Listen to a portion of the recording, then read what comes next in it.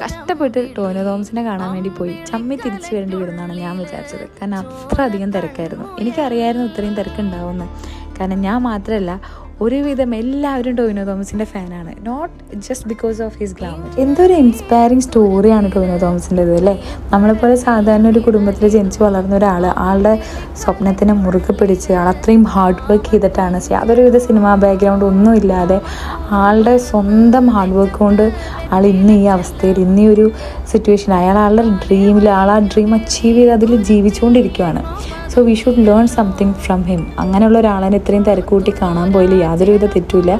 ഭയങ്കര ഒരു ഇൻസ്പിറേഷൻ ആയിരുന്നു എനിക്ക് ആളെ കണ്ടപ്പോൾ. ആളുടെ മുഖത്തുള്ളൊരു ഹാപ്പിനെസ് ഉണ്ടല്ലോ, നമ്മൾ നമ്മുടെ സ്വപ്നത്തിൽ ഒരു ദിവസം എത്തുമ്പോൾ നമുക്കും അതൊക്കെ എൻജോയ് ചെയ്യാൻ വേണ്ടി പറ്റും.